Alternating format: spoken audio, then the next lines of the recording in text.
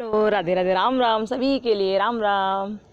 देखिए, ये हम यहाँ पर पेपर 204 देख रहे हैं और अनफॉर्चुनेटली ये वीडियो हम चौथी बार रिकॉर्ड कर रहे हैं। पता नहीं क्या गड़बड़ी हुई है, मैं नहीं समझ आ रहा।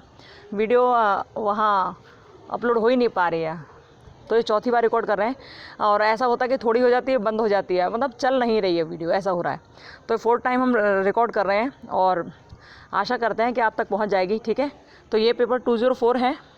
204 आना तो ये कल ही था, लेकिन कल किया तो हो ही नहीं पाया, आज भी कर रहे हैं, बड़ा मुश्किल हो रहा है। ठीक है, तो चौथी बार हम रिकॉर्ड कर रहे हैं, आप लोग बस आंसरिंग करते हैं ना। आप जानते हैं कि बीएड सेकेंड ईयर का री एग्ज़ाम हुआ है, पेपर 204 का हुआ है ना, योगा एजुकेशन। तो ये वही पेपर है री एग्ज़ाम का। ओके, री एग्ज़ाम। तो आप लोग फटाफट से इसे चेक कर लीजिए, हम केवल आंसर करेंगे। ठीक है, टाइम वेस्ट नहीं करेंगे ज़्यादा, क्योंकि बार बार रिकॉर्ड करते करते भी मूड ख़राब हो गया हमारा पूरा। ठीक है, चलिए आप लोग आंसर करते जाइए फटाफट से। ठीक है, ध्यान रखिए, बीएड सेकेंड ईयर है, योगा एजुकेशन का पेपर, री एग्ज़ाम पेपर 204। ओके, चलो स्टार्ट करें। चलिए, एक बात और कि ये जो पेपर है इसका हमें सीरीज़ नहीं पता है, ABCD क्या है हमें नहीं पता है। एक स्टूडेंट ने भेजा है, यहीं से स्टार्ट किया उन्होंने भेजना, तो आप देख लीजिएगा। ठीक है, आपके में जो क्वेश्चन, ये फर्स्ट नंबर का क्वेश्चन जिस भी नंबर पे हो चेक कर लेना।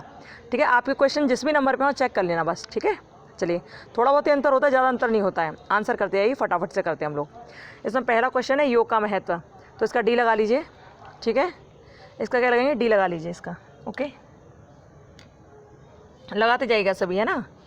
केवल हम लोग आंसर करेंगे और क्वेश्चन पढ़ के तुरंत आंसर करेंगे, ऑप्शन नहीं पढ़ने वाले हैं। ठीक है, इसमें योग का महत्व, इसका लगाइए D, यानी कि उपयुक्त सभी। दूसरा देखिए, अष्टांग योग का वर्णन किस पुराण में मिलता है, तो इसका लगाइए नारद पुराण, ए हो गया इसका आंसर। ठीक है, तीसरा देखिए, बौद्ध धर्म में ध्यान की विधि है, तो बौद्ध धर्म में जो ध्यान की विधि है ना, वो कौन सी है, वो विपश्यना है। कौन सी है, विपश्यना, इसका B लगा लीजिए। ठीक है, अब देखिए, योग का प्रमुख उद्देश्य नहीं है। चौथा देखिए, योग का प्रमुख उद्देश्य नहीं है, पूछ रहा है ना, तो धन अर्जित करना, ये उसका प्रमुख उद्देश्य नहीं है। ठीक है, 4 हो गए, आगे बढ़ते हैं हम लोग। आप लोग देखते जाइए ध्यान से। ठीक है, अच्छा, आवश्यक नहीं होता तो हम वीडियो चौथी बार रिकॉर्ड कभी नहीं करते, लेकिन हमें लगा कि बहुत ज़रूरी है, क्योंकि बहुत बच्चे इंतज़ार कर रहे थे ना, और शायद कुछ भरोसे में भी थे, कुछ विश्वास में भी थे कि हम डालेंगे इस वीडियो को, तो इस वजह से उन बच्चों के लिए है, इसलिए चौथी बार रिकॉर्ड करके यहाँ पर सेंड कर रहे हैं हम। ठीक है, और हम ये चाहते हैं कि आप अपनी तरफ से, अपनी इच्छा से लाइक, सब्सक्राइब, शेयर कर दिया करो। आगे आपकी इच्छा है, हम कुछ नहीं कहेंगे। ठीक है, चलिए 5वें क्वेश्चन हम देखते हैं बिना बात किए। अनामिका उंगली तथा अंगूठे के सिरे को परस्पर मिलाने से कौन सी हस्त मुद्रा बनती है, तो ये पृथ्वी मुद्रा बनती है। ठीक है, इसका लगाइए C, 5वें का आंसर लगाइए C, पृथ्वी मुद्रा। ठीक है, आगे बढ़ते हैं, देख लेना आप लोग, चेक कर लेना आपके में कौन सा प्रश्न, कौन सा उत्तर है। ठीक है, 6वां क्या है, मोरारजी देसाई राष्ट्रीय योग संस्थान कहाँ स्थित है, मोरारजी देसाई, इसका दिल्ली लगाइए, B इसका आंसर है सही। ठीक है, 6वां प्रश्न है ये, इसका आंसर है दिल्ली। ठीक है, और 7वें पे चलते हैं हम लोग। बिहार योग विश्वविद्यालय की स्थापना किसने की, तो स्वामी सत्यानंद सरस्वती ने। किसने की, स्वामी सत्यानंद सरस्वती ने, इसका भी आंसर B लगा लीजिए आप। ओके, 8वां देखिए, 8वां सूची को मिलाना है, तो इसका जो सूची मिलने वाली है ना, उस सूची को हम किससे मिलाएंगे, तो आप इसका बहुत ध्यान से देखिएगा, सूची मिलाना है इसमें। ठीक है, तो ये तो आप जानते हो कि स्वामी रामदेव ने पतंजलि योगपीठ की स्थापना की। ठीक है, स्वामी शिवानंद जो थे वो दिव्य जीवन संघ के संस्थापक थे। ठीक है, तो आप इन दोनों को मिला लो। D का सेकंड देखो, इसमें D का सेकंड किस में है, तो D का सेकंड इसमें भी है, इसमें भी है और इसमें भी है। ठीक है, और ये स्वामी शिवानंद वाला देखिए, A वाला देखिए, A का थर्ड होना चाहिए, तो A का थर्ड किस में, इसमें, तो हमारा ये A आंसर होगा इसका। ठीक है, आंसर क्या होगा, A होगा, इसका आंसर A लगा लीजिए। ठीक है, जल्दी से लगाइए, आंसर क्या लगाएंगे, 1, यानी कि A का तीसरा, B का पहला, C का चौथा और D का दूसरा। ठीक है, चलिए आगे देखिए। 9वां प्रश्न देखिए, कौन सी हस्त मुद्रा से एकाग्रता एवं स्मरण शक्ति बढ़ती है। 9वां प्रश्न देखिए, इसका है ज्ञान मुद्रा। ठीक है, क्या है, ज्ञान मुद्रा। आंसर कीजिए जल्दी से, गुड। चलिए आगे बढ़ते हैं, 9 प्रश्न हम लोग कर चुके हैं, आगे चलते हैं, जल्दी लगाते जाइए।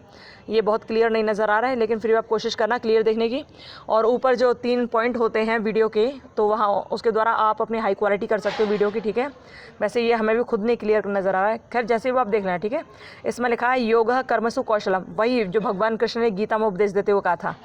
ठीक है, तो ये किस में है, ये कर्मयोग में है। ठीक है, क्या है, कर्मयोग, इसका आंसर लगा लीजिए। 11वां देखिए, महर्षि पतंजलि द्वारा रचित योग दर्शन में कितने पाद हैं योग दर्शन में? तो इसका 4 आंसर होगा। क्या होगा आंसर इसका? 4 होगा। ये 11वें प्रश्न का आंसर क्या है? 4 है, यानी कि सी। ठीक है। और 12वां देखिए, बौद्ध दर्शन के अनुसार निर्वाण प्राप्ति के कितने मार्ग हैं बौद्ध धर्म दर्शन के अनुसार? तो इसके अष्टांगिक मार्गों के बारे में बताया था उन्होंने, अष्टांगिक मार्ग हैं। ठीक है, 8 मार्ग। 13वां देखिए, धारणा ध्यान समाधि का सम्मिलित रूप है। तो धारणा ध्यान समाधि का जो सम्मिलित रूप कहलाता है ना, वो क्या कहलाता है? धारणा ध्यान समाधि का सम्मिलित रूप जो है ना, वो देखो क्रिया योग भी कहलाता है। क्या कहलाता है? क्रिया योग। अच्छा, ये अष्टांग योग भी इसमें सही है, लेकिन क्रिया योग इसमें देखा जाए तो मुख्य रूप से क्रिया योग ज़्यादा सही है। ठीक है, क्रिया योग ही कहा जाता है धारणा ध्यान और समाधि को। ओके, तो आप इसको क्रिया योग लगा लेना। अच्छा, इस वाले प्रश्न में किसी को कन्फ्यूज़न हो तो आप कमेंट बॉक्स में कमेंट कर देना, हम बता देंगे कि ये कहाँ लिखा है और हमने कहाँ पढ़ा था ये। ठीक है, और वहाँ से भेजा गया है वो भी आंसर उन्होंने यही क्रिया योग ही लगाया है। अष्टांग योग तो सही है, ये उसमें कोई शक नहीं है, लेकिन क्रिया योग इसका ज़्यादा सटीक आंसर है। ठीक है, तो क्या लगाएंगे? क्रिया योग। 13वां का आंसर क्या लगाएंगे आप? क्रिया योग। ठीक है, आगे बढ़ते हैं। 14वां देखिए, अष्टांग योग का उल्लेख योग दर्शन के किस पाद में है? आइए पूछ रहे हैं अष्टांग योग का उल्लेख किस पाद में है? तो इसका विभूति पाद है। ठीक है, अष्टांग योग विभूति पाद में आ रहा है। ठीक है, मतलब है इसमें। 14वें का आंसर क्या लगाएंगे? सी, विभूति पाद। 15वां देखिए, धारणा ध्यान और समाधि का वर्णन योग दर्शन के किस पाद में है? धारणा ध्यान और समाधि का वर्णन, तो ये विभूति पाद में है। ठीक है, किस में? विभूति पाद में। ओके, आप इसको लिख लीजिए। अष्टांग योग और क्रिया योग का वैसे इसमें विभूति पाद में होता है, और धारणा ध्यान समाधि इनका वर्णन योग दर्शन के विभूति पाद में होता है। अच्छा, एक बात हम आपसे फिर कह रहे हैं कि हो सकता है इन तीनों प्रश्न में किसी बच्चे को कन्फ्यूजन हो, तो आप एक काम करना, जिसको भी किसी में कन्फ्यूज़न हो आप कमेंट बॉक्स में कमेंट कर देना। ठीक है, जिससे आपका आंसर को चेक किया जा सके, दोबारा देखा जा सके। हो सकता है कहीं इसमें कुछ मिस्टेक लग रही हो बच्चे को। ठीक है, तो आप यहाँ कमेंट बॉक्स में कमेंट कर देना आपको इनमें से तीनों में से किसी में भी कोई भी कन्फ्यूज़न हो तो, क्योंकि लगभग सब एक से ही हैं, इसलिए हो सकता है कि कहीं ना कहीं इसमें सोच में या विचार में पड़ जाएँ। ठीक है, और चलिए आगे बढ़ते हैं। ठीक है, 15 हो चुके हैं, 15 हम लोग कर चुके हैं इसमें विभूति पाद तक। ठीक है, आगे बढ़ते हैं। 16वां देखते हैं। 16वां देखिए, क्लेशों को कम करने के लिए योग दर्शन में कौन सी साधना बताई गई? लोग इंग्लिश वाले भी देख लीजिए। ठीक है, इतना छोटा कर देना तो पूरा सही से नहीं दिखाई देगा, इसलिए इन्हें छोटा कम ही कर रहे हैं हम। ठीक है, 16वां देखिए, क्लेशों को कम करने के लिए योग दर्शन में कौन सी साधना बताई है? तो क्लेशों को जब कर्म करने की प्रक्रिया होती है ना, उसमें क्रिया योग किया जाता है। ठीक है, मेनली क्रिया योग किया जाता है। ओके, 17वां देखिए, अरविंद घोष का जन्म कब हुआ था? 15 अगस्त 1872 को हुआ था। कब हुआ था? 15 अगस्त 1872 को। ठीक है, ए आंसर इसका। और 18 देखिए, चित्त में प्रकृति के कौन से गुण विद्यमान हैं? तो चित्त में आप जानते हो सत रज तम तीनों गुण होते हैं। ठीक है, यानी कि सतोगुण रजोगुण तमोगुण। ठीक है, इसका डी लगा लीजिए। आगे बढ़ते हैं। पतंजलि ने चित्त वृत्ति निरोध के लिए कौन सी साधना बताई? चित्त वृत्ति निरोध के लिए आप जानते हैं कि यही कहा था कि अष्टांग योग जो होता है ना, वो चित्त वृत्तियों का निरोध करता है। ठीक है, जो मन की भावना होती है, चंचलता होती है ना, वो योग के द्वारा उन पर काबू पाया जा सकता है, उनको रोका जा सकता है। ठीक है, 20वां देखिए, 19 प्रश्न हो गए आपके। 20वां देखिए, मन बुद्धि अहंकार का सम्मिलित रूप है। तो भैया ये आत्मा है। क्या है? मन बुद्धि अहंकार का सम्मिलित रूप क्या है? आत्मा है। ठीक है, 20 क्वेश्चन हम लोग कर चुके हैं। हम लोग जल्दी जल्दी कर रहे हैं, टाइम ज़्यादा लगाएंगे नहीं, क्योंकि चौथी बार ये वीडियो जो रिकॉर्ड की जा रही है, इसने बड़ा दिमाग सा ख़राब सा कर दिया कि इतना बार बार इसमें टाइम देना पड़ रहा है ना, बहुत लंबी वीडियो हो ही जाती है। तो इसको हम कोशिश कर रहे हैं बहुत छोटी से छोटी करूं। ठीक है, लेकिन क्वेश्चन पूरे हैं वो तो देखने पड़ेंगे ना। चलिए 21वां देखिए, निम्नलिखित में से कौन सा षट कर्म में शामिल नहीं? षट कर्म देखो, ये 6 कर्म होते हैं कुछ। ठीक है, योग के अनुसार। तो देखिए षट कर्म में शामिल नहीं है, तो ये तीनों तो हैं, धोती नेति कपालभाति, है तो अनुलोम विलोम नहीं है। ठीक है, डी इसका आंसर लगा लीजिए आप। 21 का आंसर क्या लगाएंगे आप? डी लगाएंगे। ठीक है, क्लियर दिख रहा है ना? देखिए इसको थोड़ा ऐसे कर लेते हैं, इसका क्या लगाएंगे? अनुलोम विलोम, यानी कि 21वें का आंसर डी लगाइए। 22वां देखिए, एड़ा नाड़ी के संबंध में निम्नलिखित कथनों में से कौन सा सही है? तो देखिए एड़ा नाड़ी दाई नासिका से प्रवाहित होती है। दाई नहीं है, इधर बाई होगा, लेफ्ट, LEFT। ठीक है, लेफ्ट होती है। जो एड़ा नाड़ी होते हैं वो दाई नहीं होती, लेफ्ट की तरह होती है। ठीक है, तो क्या ये पहला ही गलत हो गया? तो पहला गलत हो गया इसमें, तो कौन सा है देखते हैं हम लोग। दूसरा देखिए, एड़ा नाड़ी शीतलता का प्रतीक है, सही है, इसको चंद्र नाड़ी कहते हैं, सही है। तो दूसरा और तीसरा सही होगा, 20 का आंसर होगा सही। ठीक है, 23 का आंसर लगाओ बी। 23 का आंसर लगाओ बी, ठीक है। 24वां देखो, 24वां देखो, किस नाड़ी द्वारा समस्त ज्ञानेंद्रिय एवं कर्मेंद्रियों में चेतना का संचार होता है? तो ये जो चेतना का जो संचार होता है ना, वो सुषुप्ना नाड़ी की वजह से होता है, ठीक है। आप ये लगाइए सुषुप्ना नाड़ी, ये सर्वाधिक श्रेष्ठ नाड़ी यही मानी जाती है, ठीक है, सुषुप्ना नाड़ी। ओके, 25वां देखते हैं, कौन सा योगासन पेट के बल लेटकर नहीं किया जा सकता? तो देखो जितने भी आसन हैं ये सब पेट के बल लेटकर होते हैं, लेकिन एक नौका आसन ऐसा है, नौकासन, नौका की तरह आप बन जाते हो, पीठ के बल लेटते हो आप, किसके बल? पीठ के बल लेटते हो, ठीक है। पीठ के बल लेटकर आप आसन करते हो, कौन सा? नौकासन। ओके, तो इसका आंसर क्या होगा? सी, नौकासन। ओके, देखिए इन आंसर्स पर आप भैया भरोसा कर सकते हो, ठीक है, भरोसा कर सकते हो इन पर, क्योंकि ये अच्छे फैकल्टी द्वारा आंसरिंग की जाती है, तो आप परेशान तो होइए मत, आराम से भरोसा कर सकते हो। हाँ, वही बात जो हम आपसे हर बार कहते आए हैं कि 95% इसमें आपको आंसर सही मिलेंगे, हो सकता है 2-4% और 95 क्या है उससे ज़्यादा ही आपको सही मिलेंगे, ठीक है, लेकिन हो सकता है 1-2% या 2-4 भी या 5% तक गलत हो जाए, ठीक है। तो हम खुद ही कह रहे हैं इसमें कि 100% हम कभी नहीं बताते हैं कि 100% सही होगा, क्योंकि कहीं ना कहीं कुछ ना कुछ गलतियाँ होती हैं किसी ना किसी में, ठीक है। तो अभी हम आपसे क्या कह रहे हैं कि आप इस पर पूरा विश्वास कर सकते हो, 2-4 प्रश्न आगे पीछे हो सकते हैं, बाकी सब सही मिलेंगे, ठीक है। ये देखिए, बच्चों की लंबाई बढ़ाने के लिए कौन सा आसन होना चाहिए? बच्चों की लंबाई बढ़ाने के लिए कौन सा आसन ज़्यादा सही है, ठीक है। तो इसका आंसर होगा वृक्षासन, ठीक है, वृक्षासन क्या होगा? वृक्षासन इसका आंसर। ओके, 26 का जो आंसर है ना 26 का, वो आप क्या लगाएंगे? वृक्षासन, ठीक है, वृक्षासन लगाइए, इसका बी लगाइए। ओके, 27वां देखिए, अपान वायु का स्थान है, तो अपान वायु का स्थान है गुदा, ठीक है, क्या है? गुदा, नाभि नहीं गुदा, ठीक है। और 28 में देखिए, श्वास को बाहर छोड़ना उदाहरण है, 3 चीज़ होती हैं, पूरक, कुंभक, रेचक। तो पूरक का मतलब है श्वास को अंदर की तरफ खींचना, जैसे आपने अंदर सांस ली, खींचो, जैसे आप करते हो ना, ये पूरक हो गया, ठीक है। अब आपने ऐसी पूरक सांस अंदर खींची, अब उसके बाद जो सांस खींचकर आपने अंदर ही रोक ली, उसे कहते हैं कुंभक। क्या कहते हैं? कुंभक। लेकिन जो कुंभक रखने के बाद, यानी कि श्वास को अंदर रखने के बाद जब आप छोड़ते हो, उसे बाहर निकालते हो, उसे कहते हैं रेचक, ठीक है। और यही पूछ रहा है कि श्वास को बाहर छोड़ना उदाहरण है, तो किसका? रेचक का उदाहरण है, कुंभक का नहीं, रेचक का है। पूरक में होता है श्वास को अंदर खींच लेते हो, कुंभक में श्वास को अंदर रख लेते हो, और रेचक में श्वास को बाहर छोड़ देते हो, ठीक है। तो आंसर क्या होगा? सी, यानी कि रेचक। 28 का आंसर क्या है? सी, ठीक है। 29वां देखिए, 29वां देखिए, इसमें तो मिलान करना है, एक दूसरे को यहाँ से वहाँ मिलाना है, तो हम आपको मिलाकर दिखा देते हैं, ठीक है। आंसर आप करिए फिर, क्या है? तो प्लावनी, प्लावनी का मतलब भी आप समझो कि जो प्लवन करे, जो तैरे, ठीक है, जो तैरे, एक सेकंड होगा, यह देख लीजिए, एक सेकंड होगा, यानी कि इसमें से दोनों में से कोई एक हो सकता है, ठीक है। और अच्छा देखिए, भ्रामरी, भ्रामरी क्या करते हैं? भ्रामरी जो है ना, वो भ्रामरी ऐसा करता है कि वो मन को एकाग्र करता है, यानी मन की चंचलता को दूर करता है, भ्रामरी जो प्राणायाम होता है, ठीक है। तो क्या होगा? मन की चंचलता को दूर करने वाला, मन का मतलब मन को एकाग्र करने वाला, ठीक है। तो सी का फोर्थ कहाँ पर है? सी का फोर्थ इसमें है ना, इसमें। तो इसका आंसर क्या होना चाहिए? अब आप सोच कर बताइए, इसका आंसर क्या होगा फिर? इसका आंसर होगा बी। ओके, क्या होगा? बी। अब आप लगा लीजिए इसको, ठीक है, यानी कि ए का दूसरा, बी का तीसरा, सी का चौथा और डी का पहला, ठीक है। ये आंसर लगा लीजिए जल्दी से। ओके, चलिए, 29 प्रश्न हमने कर लिए, अब 30वां प्रश्न करते हैं। पतंजलि के योग दर्शन के अनुसार चौथी अवस्था है, चौथी अवस्था पतंजलि के योग दर्शन में क्या है? यम, नियम, आसन, प्राणायाम। क्या है? प्राणायाम। 5वें नंबर पर प्रत्याहार, तो यहाँ पूछा चौथी नंबर की अवस्था, तो चौथी अवस्था क्या है? प्राणायाम है, ठीक है। 31वां देखिए, सार्वभौमिक महाव्रत को कहा जाता है, तो यम को सार्वभौमिक महाव्रत कहा जाता है, ठीक है। 32वां देखिए, निम्न में से कौन सा नियम के अंतर्गत नहीं आता है? तो ये नहीं आता है, ये यम के अंतर्गत आता है, ठीक है, नियम के अंतर्गत ये नहीं आता है, ठीक है। तो क्या लगाओ? अस्ते, इसका आंसर होगा, ठीक। 33वां देखिए, अपरिग्रह का शाब्दिक अर्थ है सांसारिक वस्तुओं का लोभ न करना, ठीक है। क्या है? सांसारिक वस्तुओं का लोभ न करना। लगा लीजिए आंसर जल्दी से, ठीक है, सी इसका आंसर है। आगे बढ़े, 34वां देखिए, शौच से तात्पर्य है, तो शौच से भैया आंतरिक बाह्य दोनों तरह की शुद्धता होनी चाहिए, यानी कि सी इसका आंसर होगा, ठीक है। अब किस आसन के द्वारा साधक बलवान एवं निडर बनता है?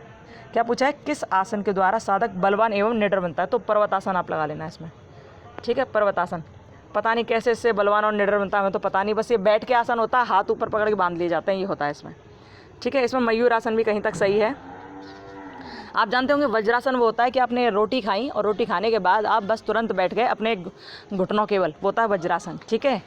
और पर्वतासन में क्या होता है, आप आलती पालती मार के बैठ जाते हो, आपके दोनों हाथ ऊपर की ओर होते हैं, बंधे हुए, खिंचे हुए ऊपर की ओर, ठीक है, वो होता है पर्वतासन। सिंहासन आप जानते हो कि शेर की तरह मुंह बाहर की तरफ निकाल कर और जीभ बाहर की तरफ निकाल कर बैठ जाते हो, ठीक है। मयूरासन हम जानते हो, मयूर की तरह बैठते हो।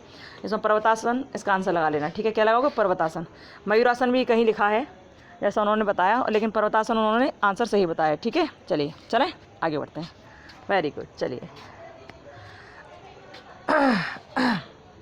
देखिए 36वां देखिए, निम्नलिखित में से किस आसन को खाना खाने के तुरंत बाद किया जा सकता है। देखो अभी हमने तुरंत बताया ना आपको कि खाना खाने के बाद कौन सा आसन करते हैं तुरंत, वो वज्रासन होता है ना, घुटनों के बल बैठ जाना, ठीक है। देखो इस वाले पेज में बिल्कुल भी क्लियर नहीं नज़र आ रहा है, हमें तो बिल्कुल नहीं नज़र आ रहा है क्लियर, आप देखना शायद आपको ज़्यादा क्लियर नज़र आ जाए, ठीक है। लेकिन हम जो बोल रहे हैं वो आप सुन लेना, क्योंकि थोड़ा थोड़ा जो क्लियर हमें नज़र आ रहा है वो हम आपको बोल कर सुना रहे हैं। 36वां प्रश्न इसमें लिखा है, निम्नलिखित में से किस आसन को खाना खाने के तुरंत बाद किया जा सकता है। तो इसका आंसर है वज्रासन, यानी कि ए। ओके 37वां देखिए, निम्न में से कौन सा कथन सही नहीं है। तो इसमें कौन सा कथन सही नहीं है, बाकी सारे कथन सही हैं, बस ये जो है ना, योगासन करते समय पसीनों को तौलिए से पोंछ देना चाहिए, ये गलत है, ठीक है। योगासन करते समय पसीनों को तौलिए से पोंछ देना चाहिए, ये बिल्कुल गलत है, क्योंकि ऐसा नहीं करना चाहिए, ठीक है। आंसर लगाओ इसका डी, ठीक है। आगे देखिए 38वां देखिए, स्थिर सुख मुखासन सूत्र किसने दिया था, ये पतंजलि ने दिया था, आंसर भी लगाओ इसका पतंजलि। ईश्वर प्राणिधान का अर्थ है, तो इसका आंसर डी लगाइए, ठीक है। इसका आंसर क्या लगाएंगे, डी लगाएंगे, यानी ये सारी चीज़ें सही हैं उसमें, ठीक है। 48वां देखिए, कौन सा युग्म सुमेलित नहीं है, इनमें ये देखना है कि कौन सा युग्म इनमें से सुमेलित नहीं है, तो आप इसका आंसर लगाएंगे राजयोग वाला जो है ना, राजयोग, ये वाला इसका आंसर लगाइए, ठीक है। ये राजयोग कमजोर इच्छा शक्ति युक्त व्यक्तियों के लिए उपयुक्त है, ये वाला लगाइए, ठीक है। चलो आगे बढ़े, चलिए कहाँ गया, 40 हम लोगों ने कर लिया ना, 41 में चलते हैं।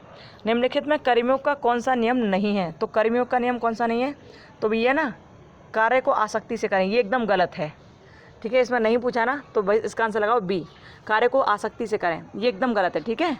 क्योंकि कर्मयोग तो ये कहता है कि कार्य जब आप करो ना, तो मन में किसी प्रकार की आसक्ति मत रखो, बस निस्वार्थ भाव से कर्म करते हुए जाओ, ठीक है। तो क्या है, इसको कार्य को आसक्ति से करें, ठीक है, ये गलत है इसमें, ओके। चलिए अब देखिए 42वां देखिए, निम्नलिखित में से कौन सा सही है, ये पूछ रहे हैं इनमें से कौन सा सही है, तो ये जो सही है ना, इसका लगाइए उपयुक्त सभी, डी, ठीक है। हठयोग शारीरिक नियंत्रण पर बल देता है, हठयोग श्वसन के विनियमन पर बल देता है, हठयोग का परमोत्कर्ष राजयोग है, ठीक है, इसका लगाइए डी, ठीक है। चलिए 43वां प्रश्न देखते हैं, निम्नलिखित में से कौन सा सही है, तो इसमें भी डी लगाइए, ठीक है, इसमें भी डी लगाइए, इसके भी चारों सही हैं, ओके। प्रश्न लोग आप लोग मिलाते जाना, ठीक है, प्रश्न मिलाते जाना ध्यान से। चलो 44वां देखते हैं, सूर्य भेदन प्राणायाम संबंध में कौन सा कथन सत्य है, सूर्य भेदन में कौन सा कथन सत्य है। तो ये ऐसा होता है सूर्य भेदन में कि जब आप पालती मार के बैठ जाते हो या खड़े हो जाते हो, जैसे आपकी इच्छा हो बैठ जाते हो, तो क्या करते हो कि आप सांस को दाई नासिका से अंदर की तरफ लेते हो, ठीक है। जैसे लेते हो ना, आपने एक नाक बंद करी, ठीक है, जैसे उल्टे हाथ की तरफ यानी बाएं हाथ की तरफ वाली नाक बंद करी और दाई नाक से आपने सांस ली, फिर बाएं नाक की तरफ से छोड़ दी, ठीक है। तो ये होता है, ये क्या होता है, ये होता है सूर्य भेदन, ठीक है। क्या होता है, सूर्य भेदन। तो 44 का आप लोग क्या आंसर लगाएंगे, 44 का आप लोग आंसर लगाएंगे सी, ठीक है। चलिए आगे बढ़ते हैं। 45वां देखिए, योग दर्शन का कौन सा पाद योग अभ्यास से संबंधित दार्शनिक समस्याओं की छानबीन करता है। इसको ध्यान से पढ़िए जरा, कौन सा करता है छानबीन, तो इसमें लगाइए बी, साधना, ठीक है। क्या, साधना। 46वां देखिए, निम्नलिखित में से कौन सा युग्म सुमेलित नहीं है, तो देखिए जिव्या मुख सही है, मूलबंध गुदा सही है, उड्डयन उदर सही है, ये जालंधर नाभि में कभी नहीं होता। जालंधर का मतलब जानते हो, अभी आप बैठे होंगे ना, बैठे बैठे आप अपनी जो ठोड़ी है ना, जो ठुड्डी है ना आपकी, उस ठुड्डी को अपनी गर्दन पे लगाइए, हाँ लगाए, अरे लगाओ तो सही, जैसे अपनी ठुड्डी को जो आपके ठोड़ी है इसको गर्दन पे लगाओगे ना, तो ये होता है जालंधर आसन, ठीक है। क्या होता है, जालंधर होता है ये, ठीक है। आप ऐसे अपनी ठुड्डी को गर्दन पर लगाते हो, ऐसे ऐसे करके ना कस के बंद कर लेते हो, होता है जालंधर, ठीक है। वो नाभि में नहीं होता है, तो सुमेलित नहीं है पूछा, तो इसका आंसर लगाओगे ए। क्या लगाओगे, ए, जालंधर, ठीक है, ये लगाइए। 47वां देखिए, योग दर्शन के अनुसार क्लेश कितने होते हैं, योग दर्शन के अनुसार क्लेश कितने होते हैं, तो 5 होते हैं ये, ठीक है। कितने होते हैं, 5 होते हैं। आगे बढ़ते हैं, ध्यान चेतना का अटूट एवं सतत प्रवाह है, तो ये किसने कहा था, ये किसने कहा था, ये ओशो ने कहा था, ठीक है। 49वां देखिए, पतंजलि योग दर्शन के अनुसार खराब स्वास्थ्य का मूल कारण है शारीरिक मानसिक दोनों सही, यानी कि सी लगाइए इसका आंसर, ठीक है। चलिए सी लगा लिया आपने, गुड। आगे बढ़े, चलिए 50वां प्रश्न है, निम्नलिखित में कौन सा शरीर के उपस्थित पंच कोशों का व्यवस्थित क्रम है? पंच कोशों का व्यवस्थित क्रम इनमें से कौन सा है? तो इसका आंसर लगाइए बी। पहले अन्नमय कोश आता है, फिर प्राणमय आता है, फिर मनोमय आता है, फिर विज्ञान में आता है, फिर आता है आनंदमय कोश। ठीक है, तो बी लगाइए, इसका आंसर बी लगाइए। 51 देखिए, योगी साधक का आहार कैसा होना चाहिए? तो भैया योगी जो होते हैं ना वो सात्विक भोजन करते हैं, अच्छा भोजन करते हैं, वो मांसाहार नहीं करते, वो बहुत ज़्यादा मिर्च मसाला नहीं खाते हैं वो। ठीक है, वो खाते हैं हरी पत्तेदार सब्जियाँ, शाकाहारी भोजन, सात्विक भोजन जो होता है। ठीक है, ओके। चलिए 52 देखिए, 52वां प्रश्न देखते हैं हम लोग। 51 का आंसर आपने लगा लिया होगा, ए है। 51 का आंसर क्या है? ए। ठीक है, योग सहायता करता है। 52 देखिए प्रश्न, योग सहायता करता है, तो योग जो जितना लिखा ना सब सही है, यानी कि उपयुक्त सभी। 52 का आंसर क्या लगाएंगे आप? डी लगाएंगे। ठीक है, 52 का आंसर डी लगाइए। 53 देखिए, निम्नलिखित में ध्यान के साधन कौन से हैं? तो ध्यान के साधन ये तीनों ही हैं, इसलिए लगाइए उपयुक्त सभी। ओके, उपयुक्त सभी। 54 में देखिए, योग दर्शन के अनुसार शरीर में कितने चक्र हैं? तो आप जानते ही हो कि चक्र कितने, 7 चक्र होते हैं।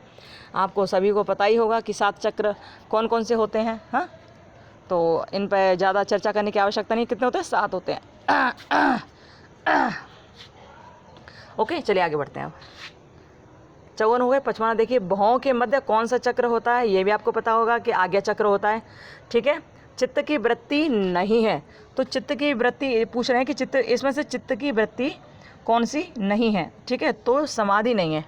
क्या नहीं है? समाधि नहीं है। ठीक है, तो इसका आंसर सी लगाइए। 57 में देखिए, निम्न में कैवल्य प्राप्ति के साधन कौन से हैं? तो कैवल्य आप कैसे प्राप्त कर सकते हैं? निर्वाण कैवल्य यानी कि मोक्ष। ठीक है, मोक्ष कैसे प्राप्त कर सकते हो? तो भैया ये तीनों ही सही है, अष्टांग योग, अभ्यास और क्रिया योग, इन सब के द्वारा आप कैवल्य की प्राप्ति कर सकते हो। ठीक है, ओके। वैसे तो अष्टांग योगी पर्याप्त है, लेकिन इन सब के द्वारा भी आप कर सकते हो, तो डी इसका आंसर ज़्यादा उपयुक्त है। ठीक है, चलिए 58 देखिए, कौन सा कोश बुद्धि से निर्मित है? बुद्धि से निर्मित कौन सा कोश है इसमें? तो मनोमय यानी कि मन का विज्ञान, यानी कि मन से रिलेटेड, यानी कि बुद्धि से रिलेटेड। ठीक है, तो 20 का आंसर लगा लीजिए। ठीक है, धारणा, ये देखिए 59वां, धारणा का महत्व है। तो जो धारणा का जो महत्व माना जाता है ना, वो इसका डी लगाइए। इसका स्मृति में सुधार करना, नाड़ी शोधन में सहायता, और साधक के नकारात्मक भाव से दूर होते हैं। ठीक है, चलिए ये हो गया। 60वां देखिए, समाधि के अभ्यास में बाधा नहीं है। तो समाधि के अभ्यास में जो बाधा ना, व्याधि, प्रमाद, संशय, ये सब बाधाएं हैं, लेकिन दुख बाधा नहीं है समाधि में। ठीक है, क्या दुख बाधा नहीं है? और तो ऐसा कहते हैं कि जब दुख ज़्यादा होता है ना तो समाधि गहरी लगती है। ठीक है, तो दुख बाधा नहीं है। 60 का आंसर क्या होगा? डी होगा, दुख। ठीक है, आगे बढ़ते हैं। यार मच्छर बहुत काट रहे हैं। आप लोग सोच रहे होंगे पता नहीं कहाँ हम छत पे हैं, पता है आपके लिए इस टाइम वीडियो रिकॉर्ड कर रहे हैं यहाँ पर। अब चलिए ये देखते हैं। अब पता नहीं ये वीडियो भी आपके पास पहुँचेगी या नहीं पहुँचेगी, हमें ये भी नहीं पता, क्योंकि चौथी बार रिकॉर्ड कर रहे हैं। पता नहीं कैसे पहुँचेगी, नहीं पता क्यों इतना बुरा हो रहा है, नहीं पता। लेकिन आप कुछ बच्चों की आशा है कि हम वीडियो डालेंगे, इसलिए हम यहाँ पर इस बार चौथा प्रयास कर रहे हैं। ठीक है, पहुँच जाए तो आप लोग कमेंट बॉक्स में कमेंट कर देना। ठीक है, जेट से। चलिए 61वां, योग का अर्थ समाधि है। तो ये किसने कहा है कि योग का अर्थ समाधि है? किसने कहा? ये कहा था महर्षि वेदव्यास ने। किसने? महर्षि वेदव्यास ने। ए आंसर लगाइए। एसेज ऑन द गीता, ये किसने कहा? एसेज ऑन द गीता किसने किसका है ये है अरविंद घोष। ठीक है, क्या है? एसेज ऑन द गीता किसने कहा? अरविंद ने। अरविंद के लेखक, अरविंद लेखक है इसके। ठीक है, यानी कि अरविंद घोष। ओके। 63वां देखिए, भावातीत ध्यान का प्रतिपादन किसने किया? भावातीत ध्यान का प्रतिपादन किसने किया? महर्षि महेश ने। महेश योगी जो थे ना, महेश योगी, उन्होंने भावातीत ध्यान का प्रतिपादन किया था, महेश योगी ने। ठीक है, आर्ट ऑफ लिविंग के तो आप सभी जानते होंगे, श्री श्री रविशंकर, ये तो बहुत फेमस हैं ज़्यादा ना। आर्ट ऑफ लिविंग के कौन है? श्री श्री रविशंकर। 64 हो गए आपके। 65वां देखिए, अंतर्राष्ट्रीय योग दिवस 2021 की थीम क्या थी? इसकी स्वास्थ्य के लिए योगा। ठीक है, क्या थी? स्वास्थ्य के लिए योगा। आगे बढ़े, चलिए 65 हो चुके हैं, आगे बढ़ते हैं। बस थोड़े से क्वेश्चन और हैं, 35 और हैं बस। ठीक है, तो देखिए, निम्नलिखित में से कौन सा पुरुषार्थ नहीं है? तो आप जानते हो पुरुषार्थ 4 होते हैं ना, अर्थ, धर्म, काम, मोक्ष, 4 होते हैं। तो 4 में अर्थ, धर्म, ये काम 3 तो है, धर्म, अर्थ, काम तो है, लेकिन ये वाला नहीं है, सत्य नहीं है। ठीक है, तो इसका आंसर होगा क्या? सत्य। डी लगाइए इसका आंसर। पुरुषार्थ नहीं है पूछा ना, तो डी इसका आंसर लगाइए, सत्य लगाइए इसका आंसर। ठीक है, अब देखिए 67वां प्रश्न देखिए, कौन अष्टांग योग के अंतरंग साधन में शामिल नहीं है? तो अंतरंग यानी कि अंदर, जो अंदर से भगवान की प्राप्ति कराए, जो अंदर से योग साधना आपको लिप्त करें, वो कौन से हैं? धारणा, ध्यान, समाधि, ये सब अंतरंग है। लेकिन प्राणा जो प्रत्याहार है, ये बाहरी है, बाह्य साधन है। ठीक है, तो क्या होगा इसका आंसर? क्या लगाओगे? 67 का आंसर आप लगाओगे प्रत्याहार, यानी कि ए। ओके, अब 68वां प्रश्न देखिए, हठ योग प्रदीपिका रचित है, यानी कि हठ योग प्रदीपिका को किसने रचा? ठीक है, तो किसने रचा ये आप जानते हो, स्वात्माराम द्वारा। ठीक है, स्वामी स्वात्माराम थे, उन्होंने हठ योग प्रदीपिका को लिखा था। ठीक है, 59वां देखिए, फलों की आसक्ति के बगैर कर्तव्य करना। तो देखो 3 चीज़ होते हैं, 3 चीज़ क्या, 4 चीज़ होते हैं। एक होता है कर्म, दूसरा होता है विकर्म, तीसरा होता है अकर्म और चौथा होता है निष्काम कर्म। ठीक है, ये हम गीता की बात आपको बता रहे हैं, भगवत गीता की। वैसे अभी थोड़ा टाइम नहीं है लेकिन बहुत शॉर्ट में बता देते हैं। जो कर्म होता है, कर्म का मतलब है कि फल की इच्छा से किया गया कोई भी काम, कि आज भगवान मुझे पास करवा दो, मैं कल 5 किलो लड्डू चढ़ाऊँगा। ठीक है, या भगवान आज मैं भंडारा कर रहा हूँ, मुझे पास करवा देना, मेरी नौकरी लगवा देना। तो ये हो गया कर्म, आपने फल की इच्छा से किया। ठीक है, अब विकर्म, विकर्म क्या चीज़ होती है? विकर्म वो होती है कि आपने क्या पड़ोसी के धन को लूटने के लिए, पड़ोसी धन को लूटने के लिए चोरों को भेज दिया, चोरों ने जाकर पड़ोसी को मार दिया, उसका धन लूट के आपको दे दिया। ठीक है, तो हो गया विकर्म, यानी कि दूसरे के बुरा करने की इच्छा से आपने कर्म किया, वो हो गया विकर्म। तीसरा होता है निष्काम कर्म, आपने कर्म किया, ठीक है, लेकिन आपकी इच्छा नहीं है कि चलो यार फल मिलेगा तो मिल जाएगा, नहीं तो कोई दिक्कत नहीं, वो होता है निष्काम कर्म। ठीक है, लेकिन जो अकर्म होता है वो ऐसा होता है कि आपने कर्म कर दिया और अच्छा काम कर दिया, और आपके मन में कैसी भी काम करने न करने की कोई इच्छा ही नहीं जागृत हुई, मतलब आपके मन में किसी भी तरह की आसक्ति आई ही नहीं, आपने किसी फल के बारे में सोचा ही नहीं, आपने मन में कुछ धारण किया ही नहीं, बस आपने देखा कि एक बड़ी बूढ़ी अम्मा है, उनको भूख लगी है, तो आपका मन हुआ कि इनको रोटी खिला देते हैं, बस आपने रोटी खिला दी और आप उन्हें रोटी खिलाकर भूल गए कि आपने कभी उसके साथ कुछ भला भी किया था, तो वो होता है अकर्म। ठीक है, जो बिना फल की इच्छा के और बिना फल की आसक्ति के बगैर, जो बिना फल की आसक्ति के कार्य किया जाता है उसे कहते हैं अकर्म। तो इसका आंसर क्या होगा? अकर्म। ठीक है, आंसर इसका बी लगाइए। ओके, अब हम चलते हैं 70वें प्रश्न की ओर। 70वां प्रश्न देखते हैं हम लोग, उसका देखते हैं। चलिए, निम्न में से कौन सा त्रिगुण नहीं है? तो त्रिगुण यानी कि 3 गुण कौन है? सत रज तम 3 गुण होते हैं, लेकिन एकाग्र कोई गुण नहीं है। ठीक है, इसका आंसर होगा डी। ठीक है, चलिए अब 71वां प्रश्न देखिए, 71वां। इंद्रियों पर नियंत्रण करने के लिए अभ्यास किया जाता है। तो इंद्रियों पर जब नियंत्रण करते हैं तो प्रत्याहार इसके लिए बहुत फेमस है। क्या है? प्रत्याहार। यहाँ वैसा तो यम में भी ये है कि इंद्रियों पर नियंत्रण कर सकते हैं, लेकिन प्रत्याहार ज़्यादा सटीक आंसर इसका, तो क्या आप लगाएंगे? प्रत्याहार। ठीक है, 72वां देखिए, स्वामी विवेकानंद योग अनुसंधान केंद्र कहाँ पर स्थित है? तो बेंगलुरु। देखो, ये स्वामी विवेकानंद योग अनुसंधान केंद्र जो है ना, ये चेन्नई में भी है, हैदराबाद में भी है और बेंगलुरु में भी है, सब है। तो मेन जो है वो बेंगलुरु का माना जाता है। तो क्या लगाएंगे इसका आंसर? डी लगाएंगे। प्रश्न देख लो, शायद नहीं सही से नजर आ रहा होगा। स्वामी विवेकानंद योग संस्थान केंद्र कहाँ स्थित है? तो इसका लगाओगे बेंगलुरु। ठीक है, 73वां देखिए, एक योगी की आत्मकथा यानी कि ऑटोबायोग्राफी ऑफ अ योगी, ये किसने लिखी? तो ये परमहंस योगानंद ने लिखी। किसने लिखी? परमहंस योगानंद ने लिखी। ओके, 74वां देखिए, शुद्ध चेतना में विलय होने की अवस्था है। देखो हम बहुत जल्दी बता रहे हैं ना, क्योंकि टाइम बहुत कम है और क्या है, और रात भी हो रही है और हम छत पे भी खड़े हैं और कोई बात नहीं है, मच्छर काट रहे हैं बस। ठीक है, ओके, चलो 74वां देखते हैं। शुद्ध चेतना में विलय होने की अवस्था क्या है? तो ये समाधि है। ठीक है, क्या है? समाधि। 75वां देखिए, अतिमानस अवधारणा संबंधित, तो भैया अरविंद घोष जी की है ये अतिमानस अवधारणा। इससे इसका एक प्रश्न आगे भी आने वाला है। ठीक है, आगे देखते चलिए। श्री अरविंद घोष के अनुसार अचेतन से ज्ञान परिवर्तन के रूप हो जाना चाहिए, यानी कि अचेतन से ज्ञान परिवर्तन, अचेतन अवस्था से जब ज्ञान की ओर आप जाते हो ना, तो वो परिवर्तन क्या कहलाता है? वो कहलाता है अतिमानस परिवर्तन। ठीक है, यही बताया, अतिमानस परिवर्तन। ओके, चलिए 77वां देखिए, सकारात्मक दृष्टिकोण, प्रसन्नता, आध्यात्मिक जागृति और चेतना किसकी विशेषता है? तो भैया ये तो सारी चीज़ें बढ़िया हैं कि सकारात्मक दृष्टिकोण है, प्रसन्नता है, आध्यात्मिक जागृति और चेतना है, तो ये तो भैया सत्व गुण का ही एक रूप है। क्या है? सत्व गुण का ही एक रूप है। ठीक है, 78वां देखिए, योग दर्शन में कितने प्रकार के प्राणायाम की व्यवस्था की गई है? योग दर्शन में कितने प्रकार के प्राणायाम है? 3 प्रकार के हैं, पूरक, कुंभक, रेचक। ठीक है, बताया था ना, प्राणायाम पूरक, कुंभक, रेचक। ठीक है, कितने प्रकार के? 3 प्रकार की। ओके, चलिए आगे बढ़ते हैं। योग व्यक्ति में अव्यक्त क्षमताओं के विकास द्वारा अपूर्णता की ओर एक व्यवस्थित प्रयास है। ठीक है, ये किसने कहा? तो ये इनके बारे में बताया गया है कि ये श्री अरविंद जी ने कहा है। ठीक है, इसके बारे में ये बताया गया है। ठीक है, अरविंद जी। देखो वैसे तो यहाँ सारे आंसर आपको सही मिलेंगे, लेकिन एक दो में आपको कन्फ्यूज़न हो तो आप कमेंट बॉक्स में कमेंट कर देना, जिससे दोबारा देखा जा सके, ठीक है। ओके, चलिए आगे बढ़े। 79 में प्रश्न आपने देख लिया, आगे बढ़ते हैं। 80वां देखिए, एक छात्र अपनी संतुष्टि के अनुरूप अभ्यास करने में सक्षम नहीं हो रहा है, आप इस छात्र के साथ कैसा व्यवहार आप करेंगे? तो आप भैया क्या करोगे, छात्र को धैर्य रखने के लिए कहोगे और कहोगे बेटा अभ्यास करो, कोई दिक्कत नहीं, सब हो जाएगा सही, ठीक है। इसका आंसर बी लगा लीजिए। ओके, प्रोत्साहित करेंगे आप उसे। 81वां देखिए, निम्न में से कौन सी ध्यान मुद्रा नहीं है? तो ध्यान मुद्रा इनमें से कौन सी है? देखो पद्मासन, वज्रासन, सिद्धासन, ये ध्यान मुद्रा तो हैं सभी, ये ध्यान मुद्रा है। वज्रासन, पद्मासन, शवासन ये सभी हैं, लेकिन इस शवासन को ये ध्यान मुद्रा नहीं माना जाता है, ठीक है। शवासन को ध्यान मुद्रा नहीं माना जाता। अच्छा, एक बात और आपको बता दूं, वैसे वज्रासन को भी ध्यान मुद्रा कम ही माना जाता है, लेकिन इन सब के अनुसार शवासन ज़्यादा सटीक आंसर बताया गया है, तो आप शवासन लगा लीजिए, ठीक है। क्या लगा लीजिए? शवासन लगा लीजिए। ओके, और वैसे सही भी है, ठीक है। आगे देखते हैं क्या होता है। चलिए, अब सामान्य श्वसन दर होती है।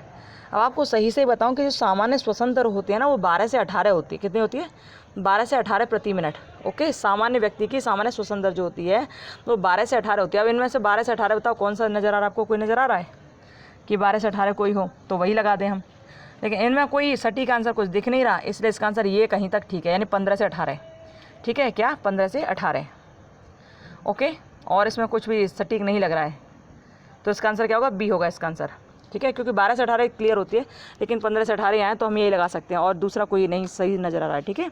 83 में देखिए, जीवात्मा तथा परमात्मा की समतावस्था ही समाधि है। किसने कहा था कि जब जीवात्मा परमात्मा मिल जाते हैं उनकी जो समान अवस्था हो जाती है वो समाधि कहलाती है, मतलब आत्मा से परमात्मा का मिलन समाधि है। ये किसने कहा था? ये कहा है वशिष्ठ जी ने। किसने कहा? वशिष्ठ जी ने। इसका आंसर लगाइए सी। क्या लगाएंगे? वशिष्ठ। ओके, 84वां प्रश्न देखते हैं। पतंजलि के योग दर्शन के अनुसार योग की धारणा अवस्था है, तो धारणा कौन सी अवस्था आप जानते हो? यम, नियम, आसन, प्राणायाम, प्रत्याहार, धारणा, ध्यान, समाधि, ठीक है। तो धारणा कौन सी? 6वीं अवस्था है। कौन सी? 6वीं अवस्था। यम, नियम, आसन, प्राणायाम, प्रत्याहार, धारणा, ठीक है, 6वीं अवस्था है ये। 84 का आंसर आप क्या लगाओगे? ए, 6वां, ठीक है। आगे बढ़ते हैं। 85 देखिए, योग का अर्थ है, तो योग का जो मुख्य अर्थ है वो तो ये है ही, ठीक है, लेकिन ये भी दूसरा पहला भी सही है, इसका आंसर सी लगा लीजिए, ठीक है। क्या आंसर लगाएंगे आप? सी लगाएंगे इसका आंसर, ठीक है। 86वां देखिए, योग मन को शांत करने का एक कुशल उपाय है, तो योग मन को शांत करने का एक कुशल उपाय है, ये किसने कहा था? ये कहा था वशिष्ठ जी ने। किसने कहा था?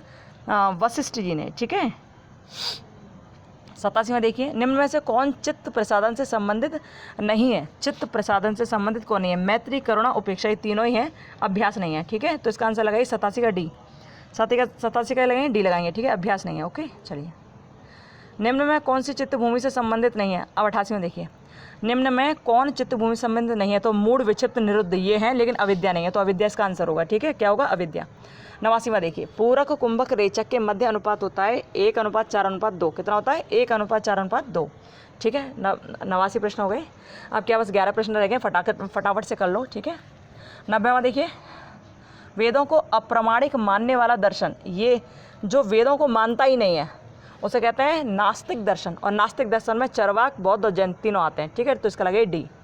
91वां देखिए, योग दर्शन के अनुसार नियम हैं, तो योग दर्शन के अनुसार नियम कितने हैं? तो आप सभी जानते हो कि नियम 5 हैं, ठीक है। कितने? 5 हैं। 92 देखिए, भारतीय संस्कृति में आदि योगी किसे कहा जाता है? तो आदि योग भगवान शिव को कहा जाता है, महेश को, ठीक है, महेश लगाइए। 93 देखिए, शुद्धिकरण की प्रक्रिया का नाम क्या है? तो शुद्धिकरण शौच से रिलेटेड है, ठीक है, शौच लगाइए इसका। ओके, 93 हो गए। आगे देखते हैं, श्वासों का प्राणायाम किसे कहते हैं? श्वासों का व्यायाम किसे कहते हैं? तो प्राणायाम को कहते हैं, ठीक है। 95 देखिए, नाभि में स्थित चक्र का नाम क्या है? तो नाभि में कौन सा चक्र होता है? मणिपूरक होता है, ठीक है। मूलाधार वहाँ होता है आपकी रीढ़ की हड्डी के जस्ट नीचे, यानी कि गुदाद्वार के पास। आगे चक्र आप जानते हो कहाँ होता है? दोनों भौं के बीच में। विशुद्धि आप जानते हो सीने पर होता है, ठीक है, यानी पीछे की तरफ। ओके, सीने के जस्ट पीछे, ठीक है। तो इसका आंसर क्या होगा? नाभि में कौन सा होता है? मणिपूरक, ठीक है। 95 का आंसर आप क्या लगाएंगे? 95 का आंसर आप लगाएंगे ए। ओके, आगे बढ़ें, चलो। 96 देखिए, प्रत्येक योग शिक्षक को अभ्यास सबसे प्रारंभ करना चाहिए, तो किससे करना चाहिए? आसन से, ठीक है, किससे करना चाहिए? आसन से। 97 देखिए, योग दृष्टिकोण के अनुसार रोग विकारों का सही क्रम क्या है? तो ऐसा बताया गया कि मानसिक, मनोदैहिक, दैहिक और जैविक, ठीक है। इसका आंसर ए बताया गया, ठीक है, ए लगा लीजिए। 98 देखिए, छोटे समूहों के लिए योग शिक्षण में बैठने का प्रभावी व्यवस्था है। छोटे समूह में योग शिक्षण में बैठने की प्रभावी जो व्यवस्था है वो अर्धवृत्ताकार है। क्या है? अर्धवृत्ताकार। इसका आंसर लगाइए ए, अर्धवृत्ताकार। ठीक है, अब 2 प्रश्न रह गए आपके, बस यहाँ आपका पूरा वीडियो फिनिश हो जाएगा। ठीक है, ओके। 99वां प्रश्न देखिए, मन को किसी वस्तु, चित्र, ध्वनि अथवा विचार पर टिकाए रखना या केंद्रित करना क्या कहलाता है? ये कहलाता है धारणा। क्या कहलाता है? धारणा। इसका आंसर क्या होगा? ए। 99 का आंसर होगा ए। ठीक है, 100वां देखिए, योग का उद्देश्य प्राप्त करना है। योग का उद्देश्य क्या है? क्या प्राप्त करना है? तो भैया योग का उद्देश्य स्वास्थ्य प्रदान, संपूर्ण स्वास्थ्य भी है, मानसिक शांति भी और आत्मज्ञान भी है। तो इसका आंसर होगा डी। ठीक है, इसका आंसर होगा डी। देखिए, अब आपके पूरे 100 प्रश्न हो गए और हम बहुत थक गए हैं क्योंकि वीडियो चौथी बार रिकॉर्ड की गई है। आई होप आपको ये समझ आए होंगे। वैसे आपको 95% आपको यहाँ आंसरिंग सही मिलेगी, परेशान बिल्कुल होने की आवश्यकता नहीं है। ठीक है, 95% आंसरिंग सही मिलेगी। 2-4 प्रश्न हो सकता है आगे पीछे गड़बड़ हो या गलत हो, क्योंकि एजेंसी के बारे में कोई नहीं जानता कि वो कौन प्रश्नों को सही मानेगी, लेकिन वो प्रश्न भी 2-4 ही होंगे, ज़्यादा नहीं होंगे। ठीक है, ओके। तो 95% तो आंसरिंग यहाँ सही होगी। ओके, अब आपके यहाँ पूरे 100 प्रश्न हो गए और अच्छा लगे तो आप लाइक सब्सक्राइब शेयर कर दीजिएगा, नहीं तो आगे आपकी इच्छा है। ठीक है, चलिए फिर मिलते हैं कल। और हाँ, कल पेपर 205 हम देखेंगे यहाँ पर। ठीक है, आज हमारा मूड बहुत ख़राब हो गया था क्योंकि ये कल भी हमने 2-3 बार अपलोड किया, हुआ ही नहीं।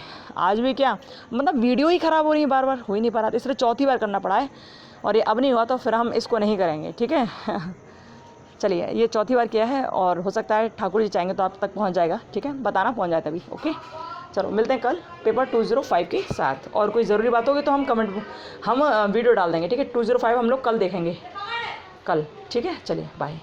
खुश रहिए, अपना ध्यान रखिए और मस्त रहिए। ठीक है, बाय। राधे राधे, राम राम, बाय।